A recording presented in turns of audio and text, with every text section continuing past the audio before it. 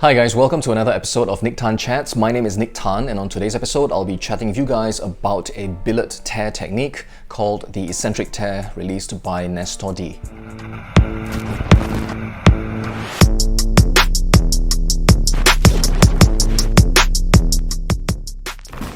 So hi again guys, welcome back to the channel. Thanks for showing up, thanks for tuning in, and thanks for spending some time with me today. So on today's episode, I'll be chatting with you about a billet tear.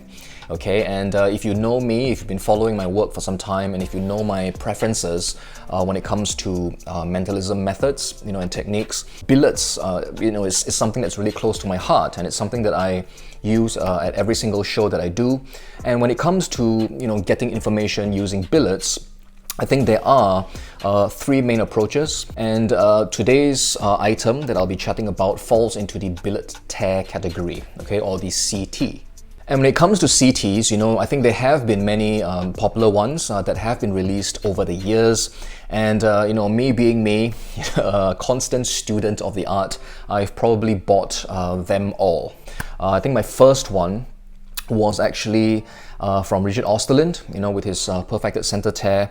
There was the Yaya tear, I believe, from Gary Kurtz in his manuscripts. There was also, stuff from Run Pink, Think Pink, T-Rex. I'm sure all of these will be, familiar to you guys.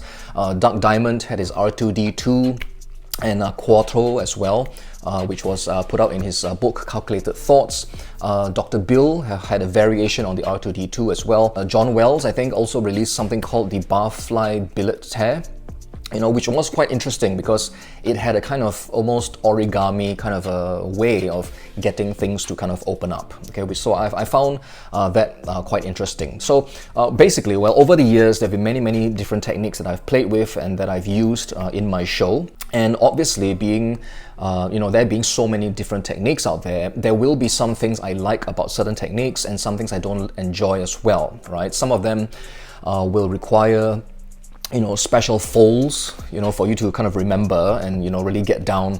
And then there'll be some with quite difficult tears as well to do, right? Especially when it comes time to tearing through quite a number of layers of card or paper. So today's item, the Eccentric Tear, while it is released by Nestor D, it is actually the creation of a mentalist from Massachusetts whose name is Ray Hyman, whom I believe is about like 95 or 96 years old this year.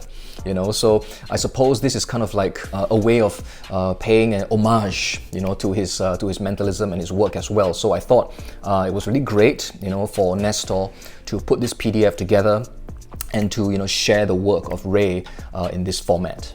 So yes, as I mentioned, the Eccentric Tear will come to you in a PDF. It's a 40 over page PDF, and in the PDF itself, you will learn all about the Eccentric Tear. There is also a companion video that comes along with the tear to kind of demonstrate the moves. And now once you have learned the tear itself, the PDF will cover a couple of routines that you can perform with it and give you other ideas about other applications as well that are possible using the tear. So let's talk about the Eccentric Tear as well. Okay, so this tear is not something that I will be demonstrating here on screen because I don't think it's fair for the creator, to have the, the whole handling like appear on screen like that, okay? But basically what happens is, as per most of our routines, we have someone fill up a billet, we take it back and then, tear it up. Okay, so that's what it looks like, as with most tears. Okay, now what makes the Eccentric Tear quite unique, I think, is that it offers you two pieces of information.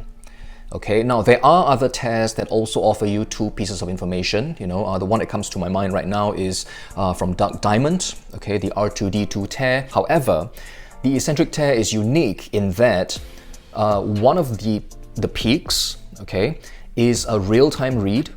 All right, it offers you a real-time read, and the second piece of information is a delayed read. Now, that means it opens up possibilities, applications when performing things like Enemann's telephone drama, for example, okay? Because, getting an instant read of a name is one thing, all right? That is, quite easily done, I suppose. Most of us will be able to do that. However, clocking like an 8-digit, 10-digit phone number with an instant read method is gonna be tough. I don't think many of us out there under the stress of performance, in the heat of performance, we are, able to do that, right, on the fly. So the delayed read will allow you to have the information available to you so you can review like a long piece of information. Okay, so you can get the name via an instant read and then also the telephone number with a delayed read as well. What I like about this tear is, well, as I've mentioned, it's unique in that it offers you that kind of a feature, a real-time instant read and also a delayed read. I also like it that it's easy to do. It's easy to learn, easy to do, and once you go through the handling in the PDF, you will find that it's really so simple. In fact, let me think about it, right? In just like 2 tears, okay, in just 2 tears, you are in position for the instant read, and at the same time in position for the, shall we say, the steal, okay, of the delayed read as well. So it's a really economical movement, and it's really simple to do, simple to learn as well. With the delayed read, of course, there will be a cleanup that you have to do, and that's easily done, within the course of the routine. There are many options available to you, if you wish to have the pieces, handed out to your audience, or if that's not an important consideration for you, everything can just be crumpled up and placed into your pocket somewhere. So yes, with this feature of the instant read along with the delayed read, you can perform an effect such as the telephone drama. Okay, but as listed in the PDF itself, there are other applications, things like name and place, drawing duplications are also kind of possible as well, using a bit of, DR in the form of, informatical, things like that. So yeah, with a bit of thought, the basic technique itself will open up other opportunities, okay, for another beat when it comes to revealing information. So when it comes to peak area, okay, because most of us will be concerned about that, right, the peak area, for each of the pieces of information, you will get a quarter of the card each. All right, so the real-time read will be a quarter, and the delayed read will be a quarter as well. And when it comes to the size of the cards, all right, the size of the billets that you're going to be using for this tear, well, some tears, can work with like index cards, 3x5 index cards, which I do actually use now, all right, which I actually prefer, with my eyesight and stuff. So 3x5 cards, or they will also work with like business card sized cards.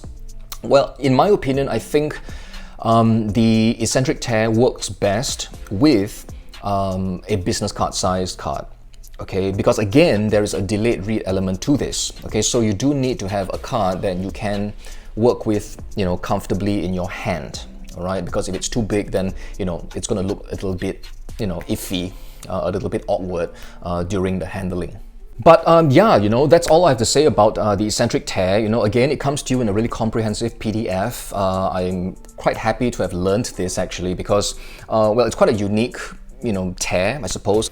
And the moves are quite economical, easy to learn, with, again, right, with just 2 tears, you are in the position already to do the work, okay? So unlike some other tears which might be a little bit, very handily, there are a lot of things for you to memorize and learn, and turning and then tearing and stuff.